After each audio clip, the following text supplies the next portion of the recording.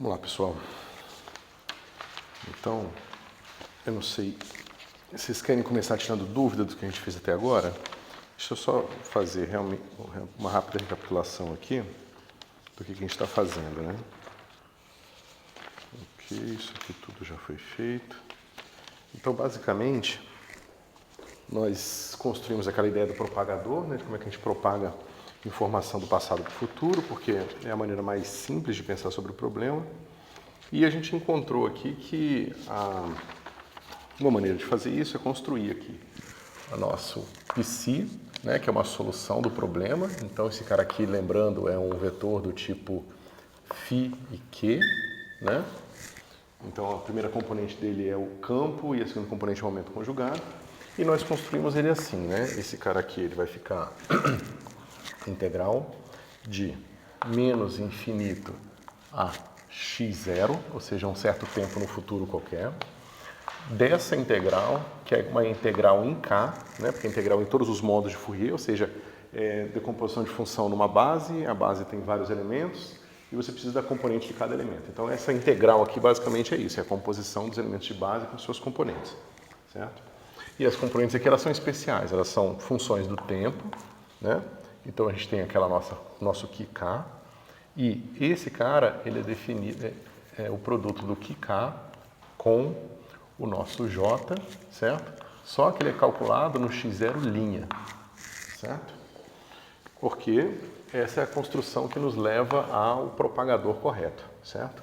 Então aqui é o elemento de base novamente, e esse cara aqui calculado no x0, ou seja, no tempo que equivale a esse tempo final aqui. Okay? Menos, a gente tem a mesma coisa aqui, então esse cara aqui é o QK estrela, aqui o mesmo J, tá certo? E aqui esse produto tem que ser calculado no tempo linha, ok? E aqui é o nosso QK estrela x0, certo? Então aqui D3K, essa integral que nós estávamos fazendo. Então essa aqui é a integral em D3K, e a gente bota aqui uma chave para ficar direitinho. E isso tudo é integrado em dx0 linha, certo? Então, o importante aqui é perceber que isso aqui gera para a gente um πj, que no tempo inicial, ou seja, quando o seu x0 vai para menos infinito, né, para qualquer x, isso aqui vai para zero, certo? Então esse cara aqui dá condição inicial zero para a gente no passado, o que nos permite somar uma solução homogênea aqui e colocar a condição inicial que a gente quiser. Foi o que a gente discutiu no caso de dimensão finita, tá certo? Então esse cara aqui, ele vai funcionar como uma função de Green que ele te dá somente a resposta do sistema que vem pela presença da corrente J, né? Lembrando então que essa expressão aqui a gente pode calcular. A gente tem que πj ponto menos ômega h barra πj é igual a J, certo? Ou seja, esse cara aqui satisfaz uma equação desse tipo. Se você quiser botar J igual a zero ali, você tem aqui a outra possibilidade, certo? Além disso, a gente discutiu que nós não queremos um J que faça descontinuidades na posição, ou seja, a gente não quer descontinuidade em φ, a gente quer descontinuidade no máximo em Q, né? Ou seja, a gente quer dizer que durante uma colisão há troca de momento, mas não há troca de posição, ou seja, as partículas simplesmente não se deslocam instantaneamente no espaço. E por causa disso, a gente exige que esse cara seja assim, certo? E na prática, o que a gente vai escolher para o nosso J2, a segunda componente do J, é menos o delta 4 de Dirac, certo? X menos x0. Isso aqui, né, quando você substitui essa expressão aqui, a gente mostrou na aula passada também, que nós encontramos que D'Alembertiano de φ j vai ser igual a delta 4 de x menos x0. Onde esse x aqui, pessoal, é no espaço-tempo, tá? Esse x ele nada mais é do que x0, x-seta, e o nosso x0 aqui, com zerinho embaixo, é a coordenada 0 dessa posição, desse evento x0 aqui, com coordenada espacial x-seta 0. Certo? Então isso aqui tudo é assim. Eu tenho um campo. Esse campo aqui ele tem um tempo, né? Ele habita um espaço que tem um certo tempo. Antes desse tempo aqui ele é todo zero, porque você vê que ele vai ser zero aqui no menos infinito, tá certo? E esse delta, esse j aqui, ele é um delta. Então ele só vai ser diferente de zero a partir desse tempo x0 aqui, que é o tempo x00. A partir daqui existe um ponto no espaço que a gente chamou de x0, e a partir daqui existe um distúrbio causado por essa presença dessa delta de Dirac aqui, e esse distúrbio vai se propagar de alguma forma aqui, que é o que nós estamos calculando, certo? E essa é a construção básica do propagador no espaço-tempo que a gente usa em física de partículas, em cosmologia, em tudo que vocês possam imaginar, tá certo? Então esse aqui foi um resumo do que a gente fez na aula passada. Alguma dúvida aqui? Alguma coisa que vocês queiram perguntar?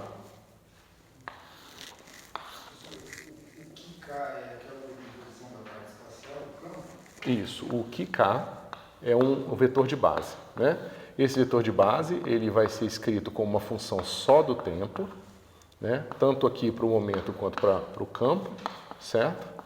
E ele é basicamente a decomposição em série de Fourier, então ele é basicamente exponencial de kx dividido por raiz de 2π ao cubo, certo? Então é como se... Eu quero decompor um campo, mas aqui é um campo no espaço de fase, então são duas funções. Ambas as funções eu decomponho em Fourier. Então isso aqui me dá a parte de Fourier. Lembra que esses termos aqui multiplicam tanto esse aqui quanto esse cara aqui. Então isso aqui nada mais é do que um método de separação de variáveis. Eu separei o tempo do espaço. Maravilha.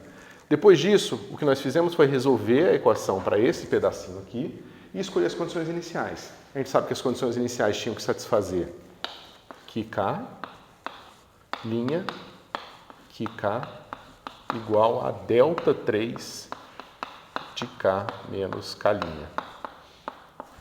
Certo? Essa aqui é o que a gente chama de condição de normalização do vácuo. Né? Porque numa teoria de campos quântica, esse cara aqui ele está te dando um vácuo normalizado mesmo. Né?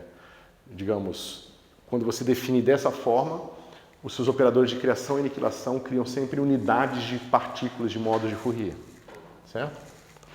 Unidades de partículas estão associadas a modos de Fourier.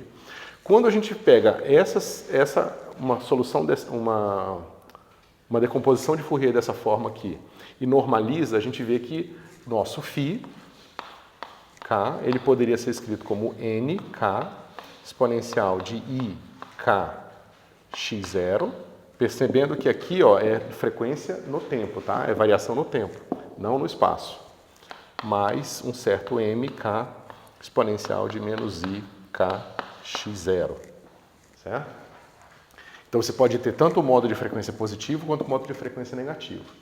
A gente discutiu, mostrou que um desses caras está associado à viagem de trás para frente no tempo, outro de frente para trás, e assim por diante. Né? E o que nós mostramos é que a gente pode escolher o caso em que esse é diferente de zero e esse aqui é zero. A gente nunca pode escolher esse cara aqui diferente de zero e esse igual a zero, certo? Porque senão você não consegue normalizar aqui com um mais na frente, você seria obrigado a botar um menos.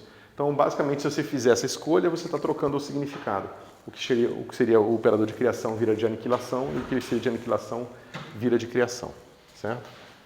Pessoal, na lista de exercício, na lista de presença, eu pedi para botar um risco e embaixo bota o seu nome e a data da apresentação do seu seminário, tá certo? Vai ficar semana que vem um daqueles assuntos lá. Se vocês tiverem outros assuntos interessados, vocês podem me trazer e eu digo para vocês se pode ser ou não. Professor, o senhor disse que eram 4 apresentações por dia? Isso. Então já só sobra dia 22. Só tem dia 22 agora, tá, joia? Então, quando a gente escolhe então m igual a zero, o que nós descobrimos é que nk a menos de uma fase é 1 sobre raiz de 2k, certo? E finalmente, se você faz a continha, você sabe que o Q é simplesmente a derivada desse cara aqui, então o nosso QK ele vai ser I raiz de K sobre 2 exponencial desse negócio aqui, IKx0, certo? Então, esse NK aqui dá o nosso φ, lembrando que o m vai ser 0, e o nosso QK com esse i aqui no numerador, raiz de k sobre 2, exponencial de k, 0, kx0, nos dá o momento, certo? Então agora a gente tem todos os ingredientes, veja, a gente sabe calcular esse negócio aqui, porque a gente conhece o j, a gente conhece esse cara aqui, né? Conhecendo esse cara aqui, a gente substitui o nosso φ e o nosso q, coloca para cá, e agora a gente pode fazer explicitamente nossa integral e finalmente ter o resultado que nós queríamos. Tá? Então eu parei, aqui foi uma revisão do que a gente viu na aula passada, eu parei no meio dessa integral aí.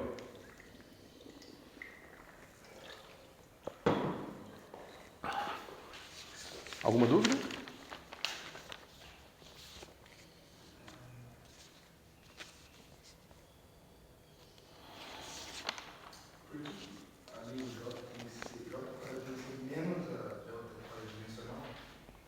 É só porque da forma que a gente escreveu aqui, se eu botasse mais aqui, ia ficar menos aqui. Não tem nada de especial, não. É só para dar a função de green que a gente quer, né?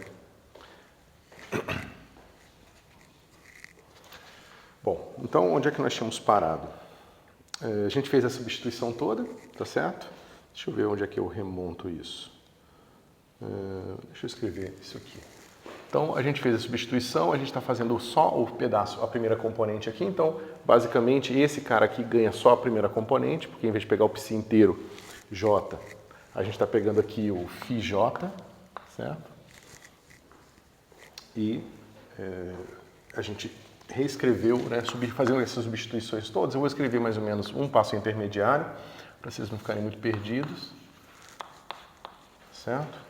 E aqui vai ficar o seguinte: delta de x0' menos x00 dividido por 2π ao cubo. Então veja, aqui eu tenho um fator de raiz de 2π ao cubo, né, que vem desse cara aqui, mas ele está aparecendo aqui também, por isso que aparece duas vezes, tá?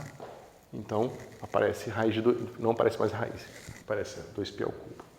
E aqui a gente vai ter integral. Aqui é integral em k, né, de exponencial de i k x0 menos x0', tá certo? Novamente, esse cara está em x0 e esse cara está em x0'. Quando você combina os dois, você vai ver que o que aparece ali na esquerda, ele vai aparecer complexo conjugado, por isso que ele tem um sinal de menos aqui, tá certo? E o outro é mais, certo? E, similarmente, a gente vai ter uma coisa assim. Escalar menos x0, tá certo? Essa integral aqui, ó, esse x0 aqui não é o linha, tá? É o zero. Só para lembrar, a gente tem três pontos aqui acontecendo, né? Nós temos o ponto x', a gente tem o x0 e a gente tem o x. Cada um desses pontos aqui é um evento quadridimensional, tá certo? Então a gente tinha o x, o x0 e tem o linha, que é onde a gente está integrando, certo? Ok. Isso aqui vai aparecer esse termo menos esse aqui. Isso aqui vai ficar dividido por 2k. E aqui eu vou ter exponencial de menos i x0 menos x0' menos i k x menos x0. Ok? E aqui também dividido por 2k. Okay? E aqui a gente vai ter o seguinte: d3k. E claro que a gente tem essa integral aqui, que eu vou botar a chave, dx0'. Tá certo? Então, o que nós vamos perceber aqui, pessoal? Veja, esse cara aqui é uma delta de Dirac, né? Então, toda vez que eu tiver o 0', eu posso trocar pelo 0,0. Então, eu vou trocar aqui o linha pelo 0,0 e aqui eu troco o linha pelo 0,0. Certo? Então, vocês vejam que aqui eu tenho só a comparação do ponto com o ponto x0 e do tempo com o tempo x0, que são aqueles dois pontos que eu tinha falado ali, tá certo? Um é o ponto de observação, é o ponto onde eu vou observar o campo, e outro é o ponto onde houve a interferência no campo, tá certo? Então, para simplificar a nossa vida, a gente vai definir aqui que delta x0 é igual a x0 menos x00 e delta x seta vai ser x, posição do ponto de observação, menos a posição do ponto de interferência. Ok? Deixa eu ver. Ok. Além disso, né, deixa eu colocar aqui. O que nós vamos fazer é lembrar que D3K pode ser escrito como K2 seno de θ, dθ, dφ, dk. Certo? Então a gente está escrevendo em coordenadas esféricas. E, além disso, a gente vai escolher que K escalar ΔX vai ser igual a K módulo de ΔX espacial cosseno de θ. Então, isso aqui, pessoal, eu expliquei um pouco mais com mais detalhe na aula passada, mas nada demais, né? Isso aqui é basicamente, eu estou escolhendo essa direção aqui, ó, esse ponto. Se você lembrar, esse cara aqui é o ponto de observação, ou seja, esse cara aqui é a direção X. Você tem que imaginar, claro, que essa linha aqui é uma linha no espaço tridimensional, e esse vetor aqui é um vetor constante para essa integral. Ou seja, enquanto eu estiver fazendo essa integral, aquele vetor é um vetor constante. Então, eu posso alinhar ele na direção Z, né? E quando eu alinho ele na direção Z, o produto interno daqui dá simplesmente o θ da coordenada esférica que eu usei para decompor o meu espaço K. Tá certo?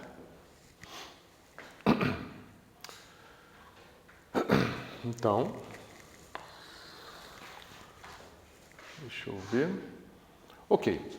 Se eu usei a delta de Dirac aqui, pessoal, para fazer a troca desses caras aqui, ó, ou seja, eu troquei essa dependência temporal e essa dependência temporal. Lembrando que a dependência temporal, essa aqui, ela aparecia aqui e aqui. Foram os dois termos que eu já troquei, tá certo? Pela presença da minha delta de Dirac. Né? Lembrando que essa delta de Dirac aqui é a decomposição dessa delta de Dirac aqui em dois pedaços. Um pedaço espacial, que eu usei para integrar e aparecer esse cara aqui, e o pedaço temporal que ficou aqui. Eu não fiz a parte temporal porque ela tem um detalhe, né? Essa integral aqui agora é simplesmente uma integral separada, né? Ou seja, eu preciso cuidar dessa integral aqui, ó, integral de menos infinito até x0 de delta de x' de x0' menos x00 dx0', certo? Quanto que é essa integral, pessoal?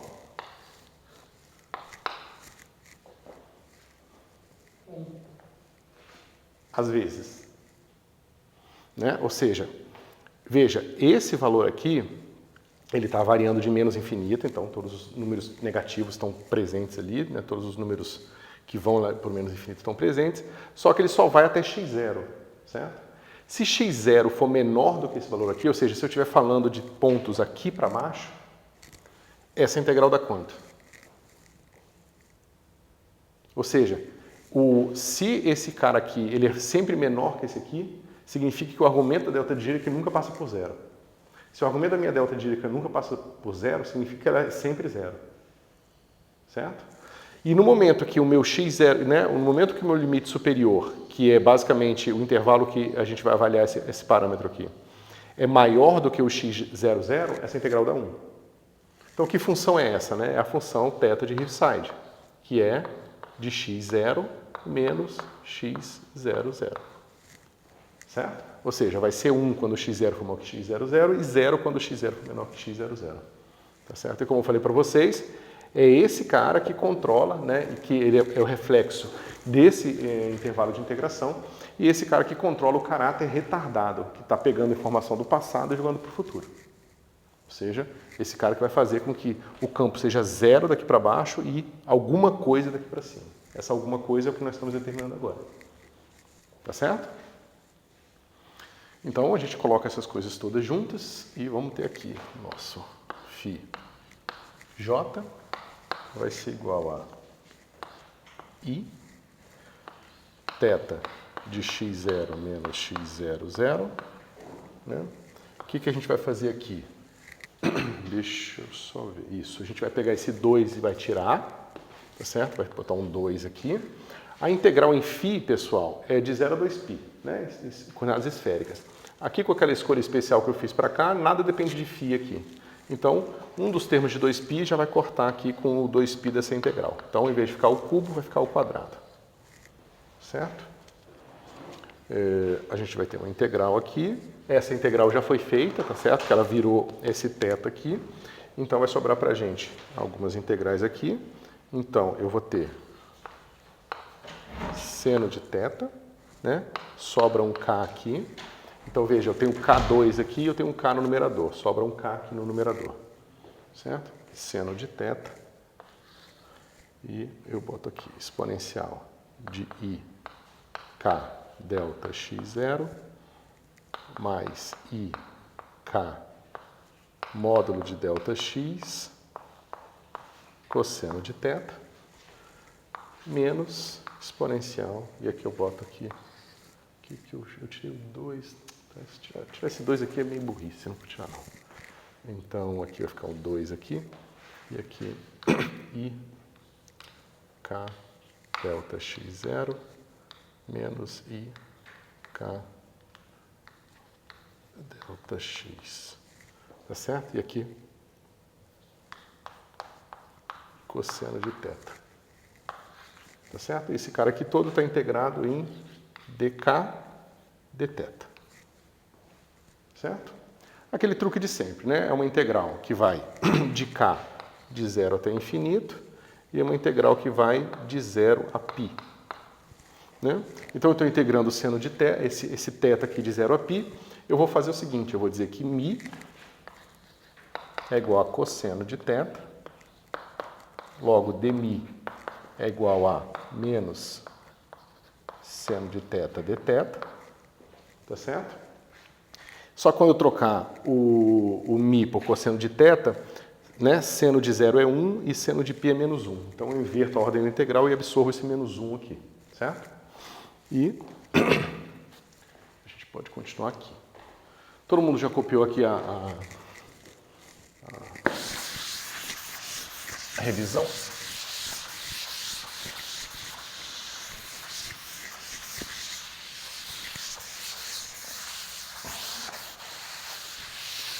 Rapaz.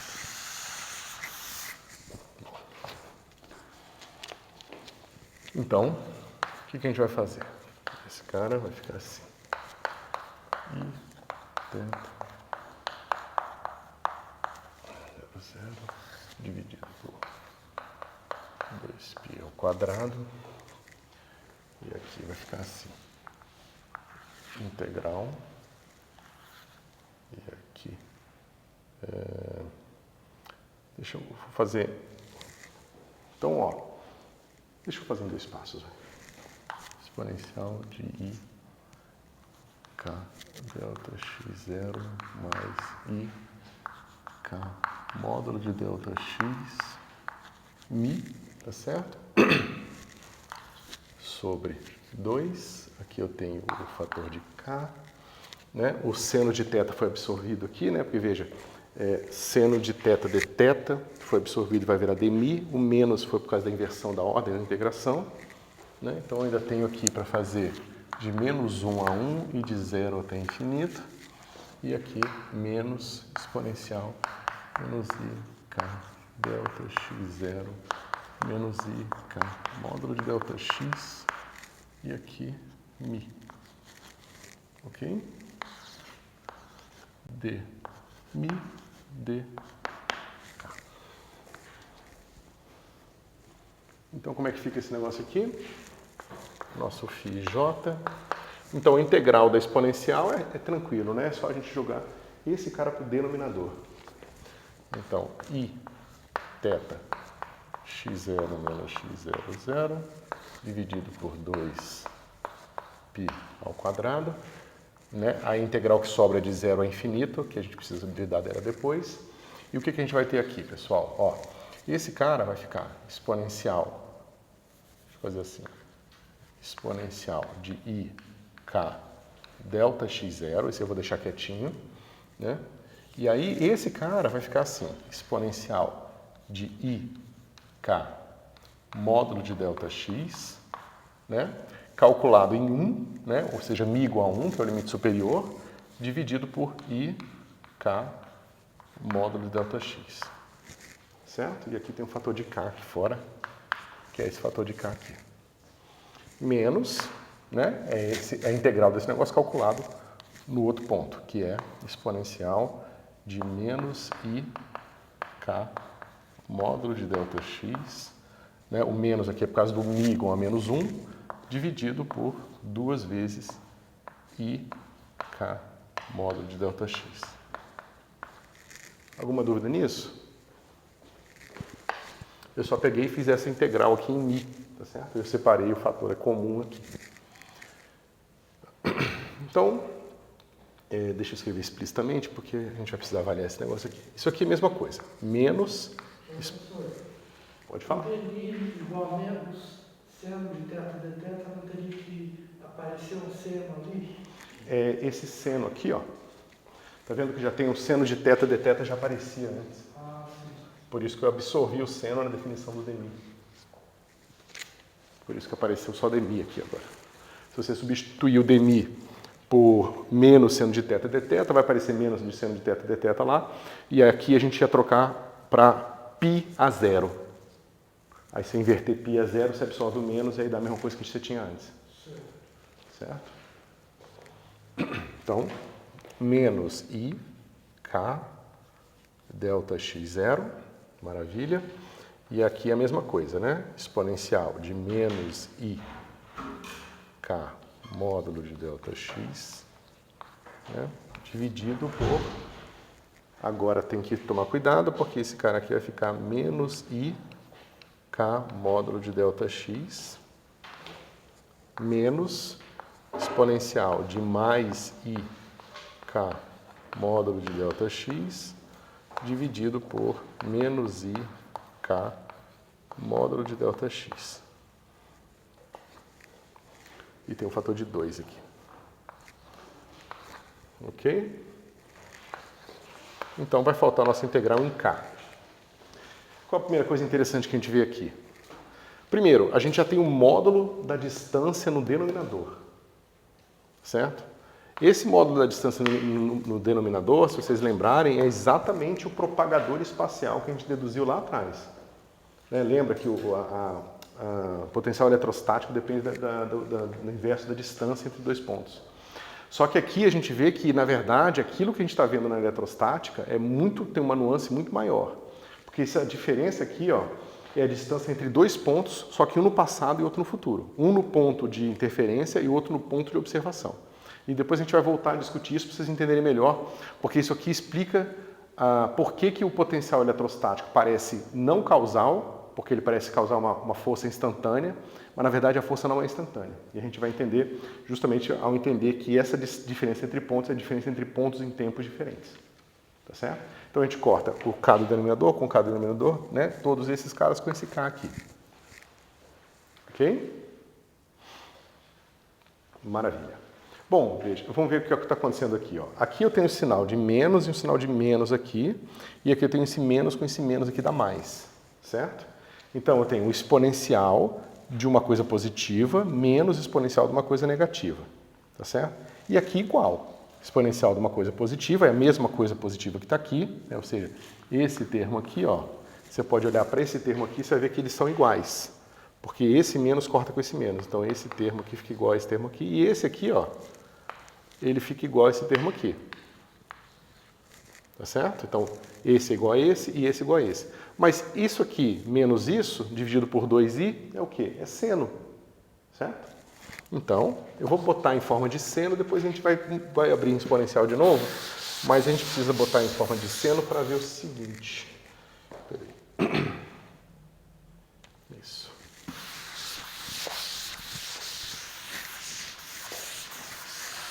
Eu acho que didaticamente é melhor para vocês observarem aqui o que vai acontecer. Alguma dúvida até aqui, pessoal? Então, o nosso φJ vai ser igual a I θ de x0 menos x00 dividido por 2π ao quadrado, integral de 0 até infinito. Só que veja, esse cara menos esse dividido por 2i é seno. Então sobra esse módulo aqui, esse módulo eu já vou botar para cá, ó, porque ele já não faz parte das integrais, certo? O k cortou, sobrou só o 2i, então eu vou ter assim, ó, exponencial de ik delta x, certo? Que é esse primeiro fator, vezes seno de k módulo de delta x. Ok? Só que o outro termo eu vou ter menos exponencial de ik delta x0 seno da mesma coisa, k delta x, certo? Então aqui a gente bota um colchete aqui e dk. Bom, mas isso aqui é simples, né? Esse negócio aqui dentro todo é fácil ver que esse seno fica em evidência. Esse menos esse vai ser 2i seno de k delta x0 seno de k módulo de delta x. Certo? Só que isso aqui é uma função par ou ímpar, né? Ou seja, o seno é uma função ímpar. Seno de menos x é menos seno de x. Então, se eu troco o valor de k aqui para menos k, esse cara aqui ganha um sinal de menos, esse cara também ganha um sinal de menos. Então, uma função ímpar vezes uma função ímpar é uma função par. Então, integrando como um todo é uma função par. Como integrando é uma função par, eu posso estender minha integral, botar um 2 aqui e estender ela de menos infinito a mais infinito em k. Eu estou fazendo isso porque é mais conveniente para a gente descobrir as deltas de Dirac corretas que vão aparecer aqui, certo? Maravilha. Agora, por que eu não quis fazer tanto, né? Porque agora a gente vai ter que abrir de volta em termos das exponenciais e fazer todas as deltas que a gente vai encontrar aqui. Tá? Então, agora que a gente sabe que a nossa integral é desse tipo aqui, a gente volta para o nosso φ, j, a gente vai ter o i aqui, o θ, o x0 menos x0, 0. A gente vai colocar aqui 2 que multiplica 2π ao quadrado e o módulo de delta x. Agora vamos fazer essa integral aqui, pessoal. Ó, a gente vai ter dois tipos de integral aqui. Ó. Essa integral ela vai fazer o seguinte. Esse termo de seno é esse cara aqui, que é ik módulo de delta x. Então eu vou ter isso, né? Eu vou ter ik delta x0 mais ik módulo de delta x e o outro vai ser a mesma coisa, só com menos. Tá certo? Cada uma dessas integrais dá quanto? Né? Cada uma dessas integrais vai dar delta de esse com esse vai dar delta x0 mais módulo de delta x, certo? E eu tenho 2i aqui do seno. Opa, 2i.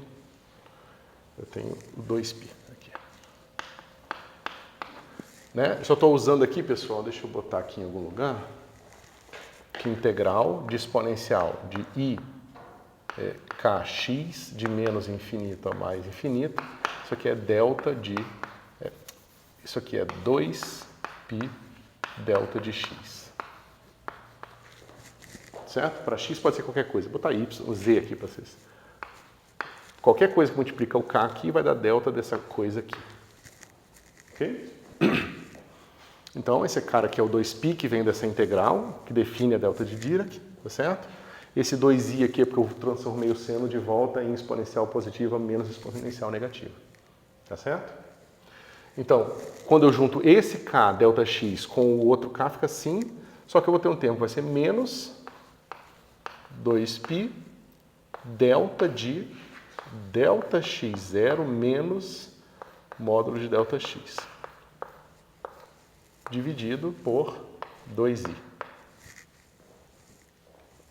que foi o produto desse cara com o primeiro fator do seno, o produto desse cara com o segundo fator do seno, certo? Só que daqui o que vai acontecer? Né? Eu vou ter menos delta, vou botar aqui o 2π delta de menos delta x0 mais módulo de ΔX, certo? Deixa eu ver se eu não estou fazendo besteira. Isso. Esse sinal vai concordar com esse cara aqui, eu tenho 2i aqui, certo? E eu tenho o último fator que vai ser esse menos com o menos que está aqui dentro vai ficar mais 2π delta.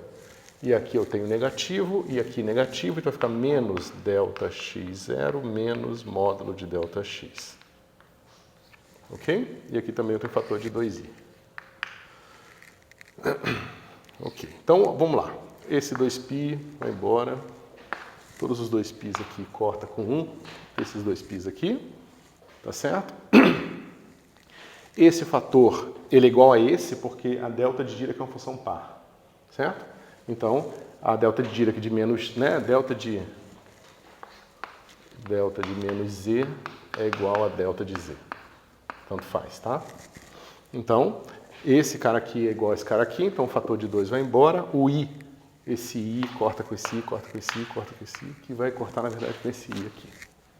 Certo? Tem o i em todos os elementos do denominador e tem um i multiplicando todo mundo. Ok, então o 2π foi embora, o i foi embora. Esse meio, ele vai se combinar, então vai dar esse com esse, e esse vai combinar com esse. Certo? Então, vai sobrar pra gente, φj é igual a delta, θ, de x0 menos x00, dividido por 4π, aqui já está o 4π, o menos eu já vou deixar lá por enquanto, e aqui módulo de ΔX. Mas não tem o sinal daquela última delta, não tem que ser um positivo e um negativo? Isso, esse aqui é igual a esse e esse é igual a esse. Mas o argumento desses dois tem que ser um negativo e um positivo mesmo? Isso, menos mais.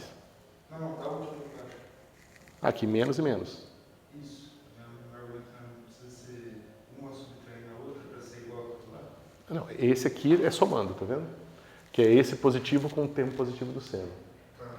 E esse é negativo porque é o negativo aqui com o negativo do seno. Tá. Ok? Então, aqui vai ficar delta de ΔX0 mais módulo de ΔX menos delta ΔX0 menos módulo de ΔX. Pronto, a gente está quase na expressão final do nosso propagador. Você vê que depois de tanta manipulação a gente foi chegar numa coisa bastante simples. Como eu falei para vocês, esse 4π aqui, ó, e o módulo da distância no denominador vocês já tinham visto, certo? Não é nenhuma novidade para vocês. A novidade é que ele aparece agora no propagador em propagação no tempo, certo? Agora, qual desses termos sobrevive aqui para a gente? Porque veja, aqui eu estou dizendo que uma diferença positiva de tempo. Vamos desenhar aqui o que está acontecendo, porque é agora a parte mais interessante, que é interpretar esse negócio aqui.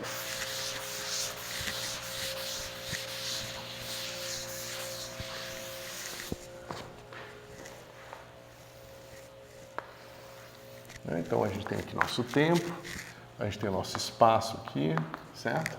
Então a gente tem um tempo que anterior a ele não há nada, porque é o tempo onde há interferência. O meu campo aqui é todo zero, né? Então aqui o meu φj é igual a zero em todos esses pontos aqui. Eu tenho um ponto onde há interferência, esse é o ponto x0, tá certo? E esse é o tempo x00, ou seja, o meu evento que causa a interferência está presente nesse ponto aqui. Ok? Quando esse cara aqui é positivo, né, significa que eu estou num tempo futuro. Certo? Mas se eu estou num tempo futuro, eu vou ter uma delta de Dirac, que é uma coisa positiva, mais um treco que é sempre positivo. Isso aqui é o módulo da distância. Certo? Então isso aqui é zero. Esse é zero porque esse cara aqui, ele só permite a propagação retardada, ou seja, no passado progredindo para o futuro. Tá certo? Porque esse cara exige, né? Lembra, isso aqui exige que ΔX0 seja maior que zero. O meu θ só é 1 quando o argumento é maior que zero. O argumento é simplesmente o ΔX0. Certo? Então, a nossa escolha de operador retardado está aqui, naquele limite inferior que a gente escolheu lá atrás quando a gente definiu a nossa integral. E tem a ver com toda a explicação que eu fiz para vocês, por que a gente escolhe aquilo, por que tem condição 0 no passado, por que a gente pode botar uma condição arbitrária naquele momento e assim por diante. Então o que sobra para a gente é esse propagador aqui, ou seja, o propagador que nós queremos estudar agora é esse cara aqui, ó, o φj, né? Ele vai ser dado para aquilo ali, ó, menos o θ pode ir embora, ó. Uma vez que o θ multiplicou esse cara aqui, θ vezes esse cara aqui é redundante, né? Porque isso aqui já vai sobreviver quando aquele ali for verdade. Então, eu posso jogar fora e eu vou ter aqui delta de delta x0 menos módulo de delta x dividido por 4 módulo de delta x. Que é quase o potencial eletrostático que vocês viram a vida inteira de vocês, só que agora vocês sabem que a propagação no tempo envolve esse negócio aqui. Então vamos lá. Em que pontos o meu φ vai ser diferente de zero no futuro? Ou seja, após a interferência, em que pontos o meu φ vai ser diferente de zero? Então vamos pegar um tempo qualquer no futuro, né? Então um delta qualquer vai ser aqui. Certo? Vamos dizer que esse cara aqui seja o ponto x0. Então, x0 menos x00 é o meu delta, que é essa distânciazinha aqui. Só que, para uma distância fixa, eu vou ter o quê? Meu delta x0, ele nada mais é do que c vezes t menos t0. Né? Foi assim que eu defini o meu x0. Mas isso significa que c t menos t0 vai ser igual a módulo de delta x. Né? Ou seja, para o meu argumento da delta de Dirac ser zero, ou seja, para essa função ser diferente de zero, isso aqui tem que ser satisfeito. Mas isso é o que, pessoal? Alguma coisa cujo módulo vai ser assim, ó, ct0, né? ct menos ct0. Isso aqui é uma coisa andando com a velocidade da luz. Certo? Somente, né, acho que o melhor é assim mesmo. Delta t. Então, essa quantidade de tempo que passou faz com que o módulo aumente justamente na proporção da velocidade da luz. Então, os únicos pontos que vão ser diferentes de zero vão ser esses pontos aqui, ó. E se eu tivesse desenhado aqui, lembra que esse cara aqui é todo o meu espaço, toda a minha fatia espacial. Então, isso aqui não é só 2 pontos, são, né, um círculo, mas se você pegar em 3 dimensões, é uma casca esférica.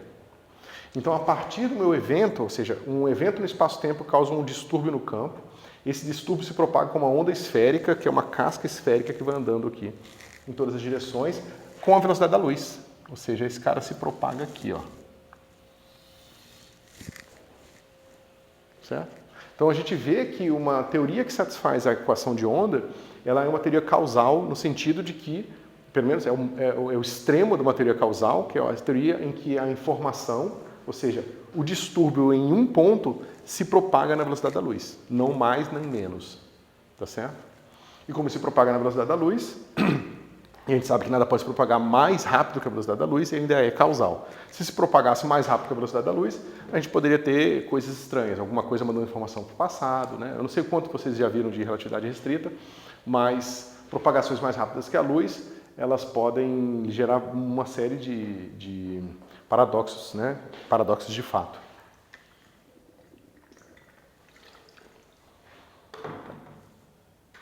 Ok. Deixa eu ver. Então, deixa eu ver aqui. Porque eu queria fazer uma aplicação para vocês, só que a aplicação que eu faço geralmente é com eletromagnetismo. Só que acho que vocês não viram ainda os elementos do eletromagnetismo para a gente poder especificar totalmente o problema. Deixa eu só pensar como é que eu faço uma versão simplificada aqui. Alguma pergunta sobre isso aqui, pessoal?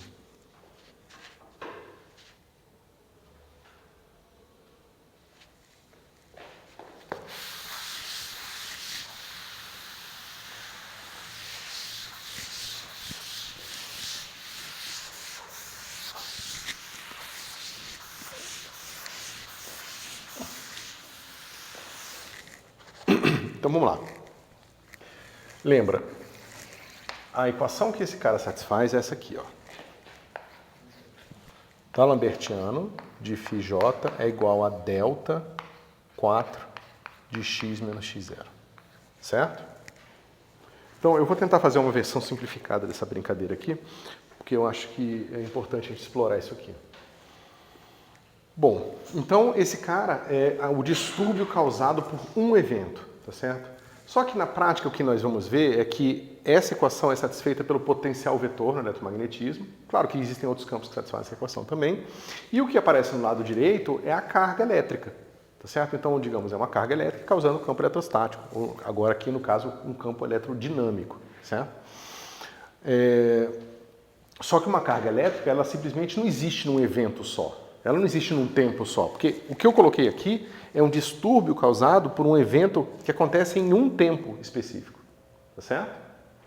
Na verdade, a carga ela vai ocupar um ponto no espaço, mas em todos os tempos. Então a carga não é um ponto, ela é uma linha, né? Assim como todos nós, todas as coisas que existem e permanecem existindo, elas sempre fazem uma linha no espaço-tempo. Vocês fazem um tubo no espaço-tempo, nós fazemos, né? Nós objetos tridimensionais.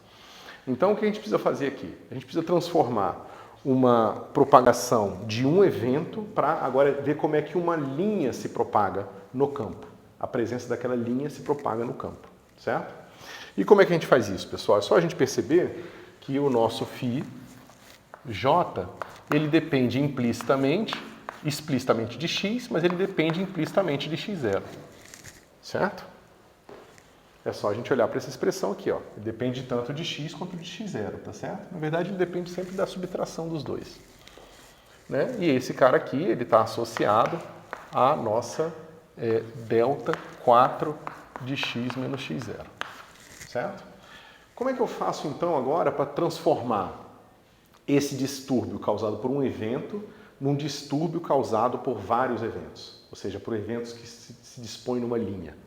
É fácil, eu pego essa expressão aqui, ó, né? Lembra que o Laplaciano é em relação a x, então esse cara aqui fica φj de x menos x0, certo? Ou seja, uma função de x menos x0, que vai ser, deixa eu dar um espacinho aqui, né?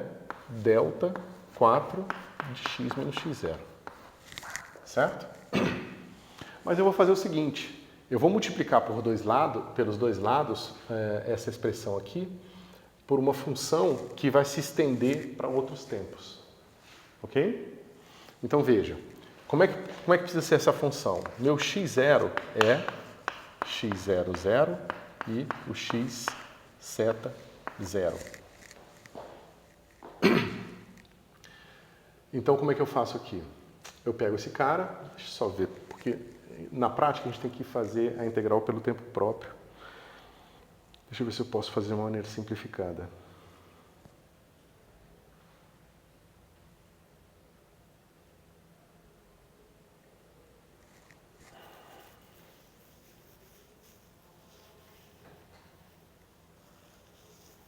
Vou fazer de uma maneira, eu acho, simplificada.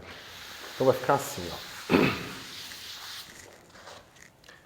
Digamos que eu quero uma linha que satisfaça uma equação, que tem uma função horária que é assim. Esse cara, y de t, ele vai me dar agora não só um evento, mas ele vai me dar uma linha aqui. Ou seja, esse cara aqui, ó, é o meu y de t. Tá certo? Ou seja, esse cara vai ser o meu y0 de t e o meu y seta de t. Certo? Ou seja, para cada valor de t, ele tem uma posição no tempo, né? E tem uma posição no espaço.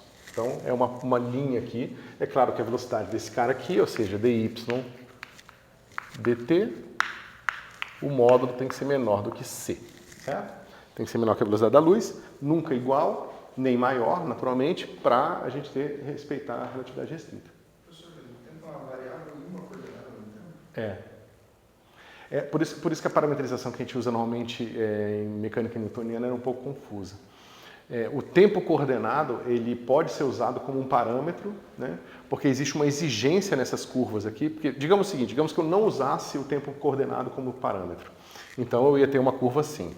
Y, por isso que eu estava pensando antes aqui, porque normalmente a gente parametriza pelo tempo próprio. O tempo próprio é basicamente o tempo real, é o tempo que o cara que está carregando, o relógio que Y está carregando vai medir, tá certo? Não é necessariamente o tempo coordenado, certo? Se você faz isso aqui, naturalmente você vai ver que esse cara aqui vai ser um Y0 de tal, e pode ser uma função qualquer, tá certo? E aqui a gente vai ter o nosso Y seta de tal. Tá? Então é só uma mini discussão de relatividade restrita aqui. O que acontece é o seguinte, se você calcula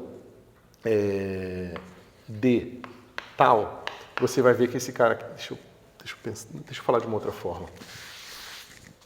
Se você faz dy0 d tal, você vai ter, basicamente você pode pensar que isso aqui é C, D, T de tal, D tal. Certo? Por que eu estou escrevendo isso aqui? Porque isso aqui vai dizer o seguinte, para as coordenadas que eu tracei no meu sistema de coordenadas, para cada tempo próprio dessa curva eu vou ter uma coordenada também, certo? Só que se a gente exige que a minha curva satisfaz isso aqui, você consegue ver que a coordenada de tempo dela não pode passar de forma em que a coordenada para ou volta enquanto o tempo próprio aumenta. O que eu quero dizer é o seguinte, o tempo coordenado, por mais que não seja mais o tempo físico medido pelo observador, ele ainda precisa aumentar de maneira monotônica toda vez que o tempo próprio aumenta. Significa que toda vez que eu avanço para o futuro, o meu tempo, o meu relógio aumenta e o tempo coordenado, que quer que seja ele, também tem que aumentar. Certo? Ou seja, se isso aqui passar por zero ou ficar negativo, significa que em algum momento o meu relógio avançou, enquanto o tempo de outros observadores, porque o tempo que está nesse sistema de coordenadas é o tempo medido pelos observadores que estão parados. Então, significa que vai haver uma situação em que o meu relógio aumentou e o relógio das pessoas diminuiu. Só que isso é impossível, tá certo? Isso aqui, na verdade, impede que esse tipo de maluquice aconteça. Então, basicamente, o tempo coordenado é sempre monotônico em relação ao tempo próprio. E como essas expressões são monotônicas, como é que é uma expressão monotônica, né? É assim, eu tenho uma expressão A e uma expressão B. Aí eu falo que A de B é uma função que é monotônica em B. Significa que toda vez que B aumenta, A aumenta, certo? Nunca vai haver uma situação aqui, assim. Mas se toda vez que B aumenta, A aumenta, significa que existe uma relação de 1 para 1 entre A e B. Né? Uma coisa mais simples entre uma relação monotônica é uma linha reta. Mas, por exemplo, exponencial de x também é monotônico. Exponencial de x é uma f de x. Então, toda vez que x aumenta, f aumenta. Toda vez que x diminui, f diminui. Significa que existe uma inversa dessa função aqui. Né? A gente sabe, claro que tem que ser positivo para fazer sentido, mas sabe que x é igual ao logaritmo natural de f. Se f for uma função positiva, esse negócio é inversível. Tá certo? Então, o que acontece fundamentalmente é que eu teria que, em princípio, parametrizar minha curva pelo tempo próprio, que seria a coisa mais física a se fazer. Só que como existe uma relação de 1 para 1 entre o tempo coordenado e o tempo próprio, eu posso inverter essa dependência aqui e escrever y como função da primeira coordenada dele. Então, acaba sendo uma componente da posição e a coordenada ao mesmo tempo. Por causa da relação monotônica entre tempo próprio e tempo coordenado. Certo? É um pouco confuso, mas é o que acontece. Certo? Ou seja, esse cara aqui é CT, ou seja, é como se a minha componente y0 fosse trivialmente calculada pelo tempo que está aqui.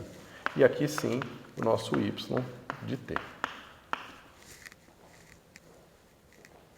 Ok?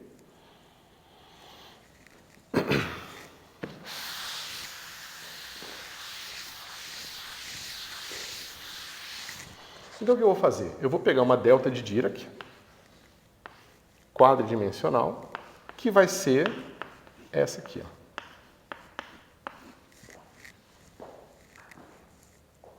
Ok? Então, deixa eu pensar só qual é a... Deixa eu botar aqui um x0 barra. Então, eu vou multiplicar dos dois lados por por essa delta aqui em x0 e vou integrar, tá certo?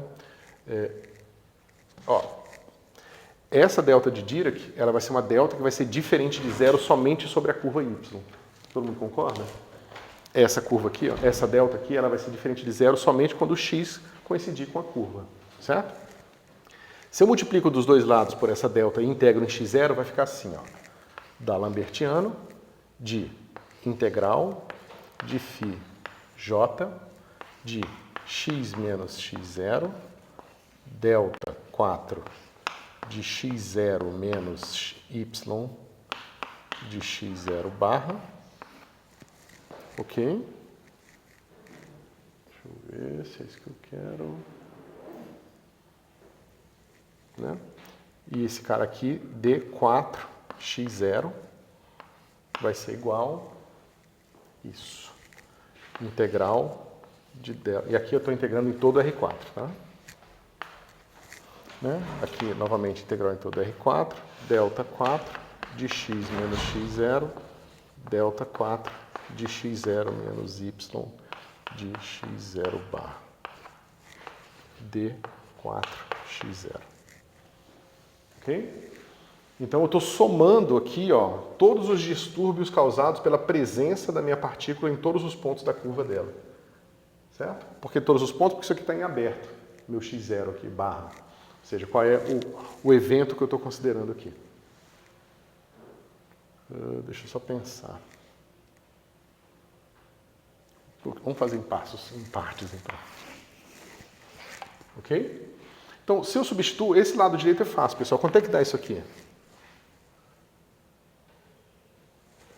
Isso aqui vai dar delta 4 de x menos y de x0 barra. Todo mundo concorda? É simplesmente duas deltas de Dirac. Eu posso...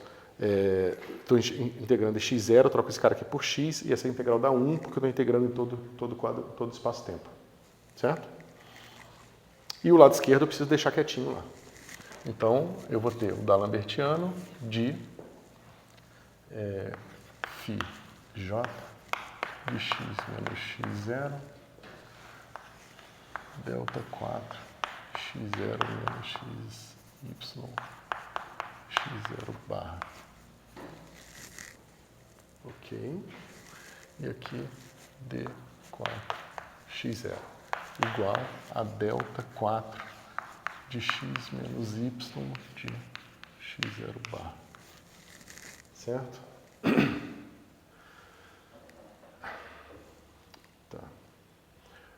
Bom, o que falta aqui, pessoal, para a gente fechar essa conta? É a gente somar sobre todos os distúrbios que essa curva está causando. Aqui eu só troquei um ponto pelo outro, porque eu peguei só um ponto da curva y, que é o ponto parametrizado por um tempo específico, que seria, sei lá, esse tempo aqui, que está associado a um certo x0 barra, tá certo? Mas eu quero todos os distúrbios. Quando a gente faz isso no eletromagnetismo, esse cara aqui já vem da corrente, e a quadricorrente já aparece com a sua parametrização correta em termos do tempo próprio dessa curva aqui. Então, mas como vocês... Isso não é um curso de relatividade restrita,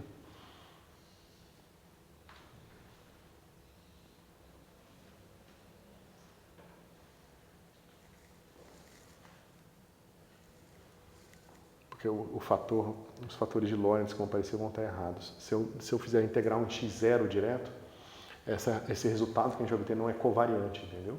Porque esse cara aqui é uma quantidade covariante, ou seja, se você troca o sistema de coordenadas, esse cara aqui se transforma de uma maneira trivial. Mas se eu integrar em x0, significa que o lado direito ele vai estar associado a esse sistema de coordenadas aqui e não vai ser uma versão covariante dele, entendeu? Deixa eu ver como é que eu penso numa aplicação que vai...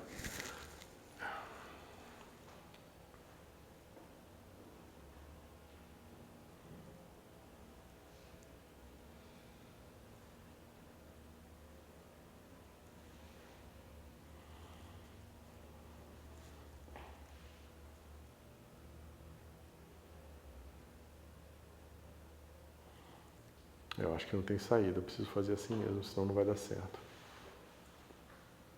Tá certo? Então, eu preciso pegar essa expressão aqui, e em vez de calcular em x0 barra, eu vou botar aqui o tempo próprio. Ok? Então, eu só troquei a parametrização aqui pela parametrização do tempo próprio. Isso aqui, pessoal, vocês vão ver com mais detalhe em relatividade restrita. Vocês já viram isso, tempo próprio, em algum curso? Sim. Ah, você já viu isso em moderno? Ah, maravilha. Tá, eu estou aqui preocupado achando que vocês estão viajando aqui. Tá, então vocês sabem que é o tempo próprio de uma curva. Vocês sabem que d tal vai ser igual a integral de raiz de 1 menos v sobre c. A gente não chegou tão longe lá. Ah, não? Tá. Não tinha integral. O tempo próprio, como é que vocês viram? Não, mas é tipo isso mesmo, né? Porque eu acho que a Não versão tinha essa integral, assim, a gente não usou. Mas tinha. que lá a gente gama, daí a gente viu que delta tal é igual gama, 1 sobre gama. Isso aqui é 1 sobre gama. É porque vocês devem ter visto o caso em que a velocidade é constante. No caso que a velocidade é constante, isso aqui, na verdade, isso aqui é delta tal. Isso aqui vai ser gama menos 1 delta t. Ah, tá jóia. Então, a única diferença, então, para o que vocês tinham visto e isso aqui, é que uma curva, né, que tem inclinações variadas aqui, ou seja, velocidade variando, a gente está reduzindo aquele problema do tempo próprio a uma sequência de problemas de tempo próprio. Ou seja, eu divido esse cara aqui, pego uma velocidade constante, faço aquela continha ali com deltas, e depois pego aqui, faço a mesma coisa, pego aqui, faço a mesma coisa. Ou seja, é uma integral de fatores de fatores gama ao longo da curva. Entendeu? Por isso que o tempo próprio de uma curva com aceleração complicada é dado por essa integral e não só por isso aqui. Certo? Maravilha. Então, dito isso, a gente precisa integrar esse cara aqui no tempo próprio, porque a gente pega todas as contribuições da curva ao longo do tempo. Certo? Então, novamente, nosso problema é que o nosso D'Alembertiano ele vai agir em esse cara aqui, de x menos x0. Mas veja, essa integral aqui, ela só trocou esse cara por o nosso y de tal. Certo? E nossa integral aqui, então, fica em d tal. Certo? E o lado direito vai ser a integral de delta 4 de x menos y de tal, d tal. Certo? Então, esse é o distúrbio que eu quero. É o distúrbio continuado causado por uma curva que está acontecendo desde o passado até um certo ponto no futuro. Então, significa que o resultado que eu preciso é essa integral aqui. Ó. Ao invés de simplesmente usar esse cara sozinho, eu preciso pegar ele, trocar aqui o x0 pela curva e integrar com o tempo próprio. Certo? Ok. Então, deixa eu fazer isso aqui.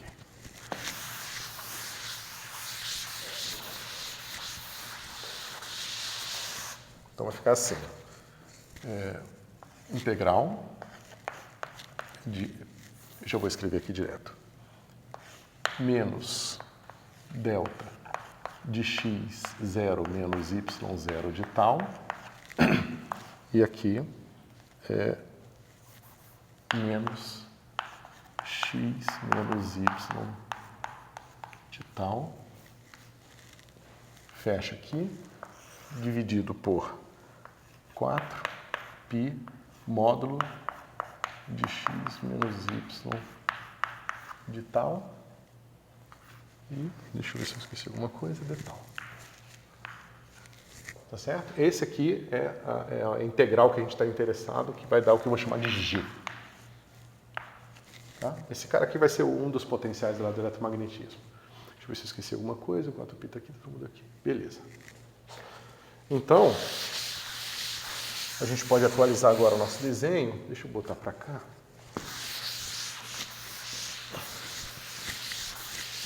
E ver, interpretar o que está acontecendo aqui. Porque eu acho que é mais importante a gente interpretar agora do que fazer muita conta. Certo? Quando que essa integral vai ser diferente de zero? Agora vai ser um pouco mais complicado. Porque eu tenho uma integral aqui. Essa integral em d tal, né? Ela vai ser de menos infinito a mais infinito. E aí a pergunta é o seguinte. Eu tenho minha curva y, certo? E a pergunta é, para um certo ponto x de observação, qual ponto dessa curva vai contribuir? Então vamos lá. Esse cara aqui, ele tem componente x e tempo x0, certo? Aí você pensa, quando que essa integral vai passar por esse ponto? Tem duas possibilidades. Se o x for um ponto sobre a curva, e esse x que é o ponto sobre a curva a gente vai ignorar, porque esse aqui é o mesmo problema do potencial eletrostático que vai para infinito. Quando você fala qual é o potencial eletrostático de uma carga pontual em cima da carga pontual? É infinito, certo? Porque dá 1 sobre 0. Então a gente vai ignorar esse cara e vai perguntar só o seguinte, e para um ponto qualquer que não passa por cima da curva, né? Quando que essa integral vai contribuir para o nosso campo? É quando esse número for igual a esse aqui, certo? Então significa que isso vai acontecer quando x0 menos y, 0, para um certo t tal especial aqui, que é o que a gente vai chamar de tempo próprio retardado, né? Quando isso aqui for igual a módulo de x menos y nesse mesmo tempo retardado, certo? Isso define o tempo retardado. Ou seja, existe um tempo no passado que é o seguinte, eu pego esse cara aqui, pego uma linha de 45 graus e encontro o ponto, né, em que esse número é igual a esse cara aqui. Tá certo? Mas veja, esse número é igual a esse número aqui, você tem que lembrar que x0 é igual a ct. Tá certo? Então é quando a passagem de tempo vezes c foi igual ao módulo da distância. Então, você pega a distância entre dois pontos, né? Aí aqui é o seguinte, a distância entre dois pontos é a distância entre esse ponto espacial e esse cara aqui. É essa distância aqui, ó. Mas é uma distância projetada no mesmo tempo, certo? Ou seja, é um ponto no futuro, um ponto no passado, eu projeto no mesmo tempo e calculo essa distância aqui. Essa distância aqui, ela tem que ser igual à passagem de tempo, que é essa passagem de ΔT aqui, vezes c, que é aquilo ali que a gente acabou de escrever. Certo? Então você veja que o campo elétrico, que eventualmente vai ser o campo elétrico, ou o potencial elétrico, nesse ponto, ele não é causado pelo que a carga está fazendo no momento simultâneo a ele. Ele é causado pelo que a carga estava fazendo lá no passado, no tempo retardado. Tá certo? Então, essa propagação aqui, ela explica por que uma carga pontual numa situação eletrostática tem aquela dependência simples de 1 sobre R, que é o seguinte. Vamos pegar uma outra carga que agora está parada. Se ela está parada, ela faz uma linha reta no espaço-tempo. Ou seja, a coordenada espacial dela não muda. Então, o que está acontecendo? Você fala assim, quanto é que é o campo eletrostático aqui? O campo eletrostático aqui ele tem a ver com o que a carga fez quando ela estava aqui.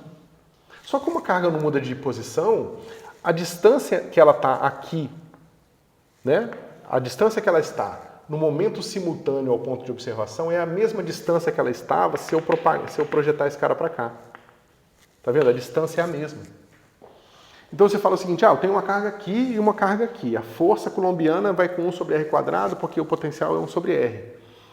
Aí você fica com a impressão de que essa carga está instantaneamente mexendo nessa carga aqui. Mas ela não está instantaneamente mexendo nessa carga aqui. O que acontece é que a presença dela no passado gerou um distúrbio no campo eletromagnético que se propagou até o futuro e nesse momento causou a força. Mas como eu estou pensando numa situação eletrostática, em que essas coisas estão sempre paradas, a minha impressão é que é a presença dela nesse momento que causou a força. Quando na verdade foi a presença dela nesse momento que causou essa força aqui.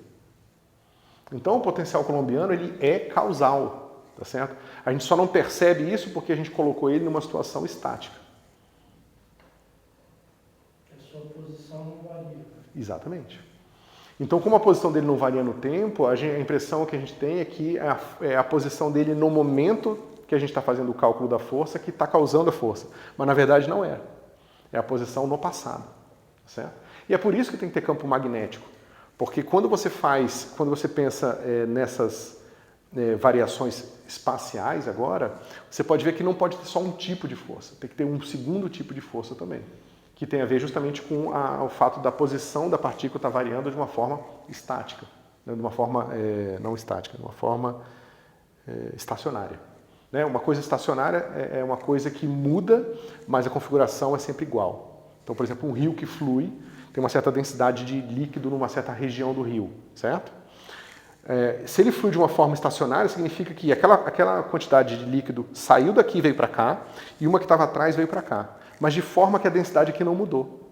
Então, é a diferença entre o estacionário e o estático. O estático seria o rio parado, é uma lagoa que está parada, a água não se mexe.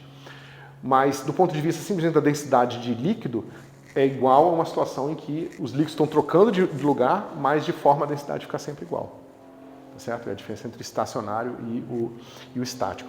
Então, aqui é muito mais uma situação estacionária, porque a partícula está parada num ponto do espaço, do que uma situação estática, né?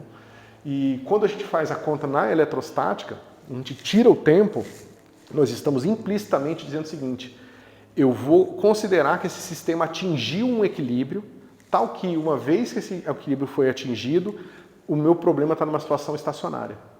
Então as soluções que a gente coloca não são soluções dinâmicas, são soluções assim, o que acontecerá no momento em que o sistema atingir uma situação estática. E o que a gente está, inclusive, pressupondo que existe, porque talvez existam situações que não tenham, não vão tender a uma situação estacionária eventualmente. Tá certo?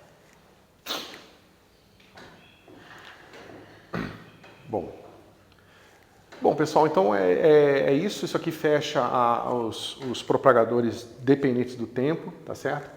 Todo o maquinário do propagador vocês já sabem, claro que depois tem toda a física associada no eletromagnetismo, né, e física de partículas.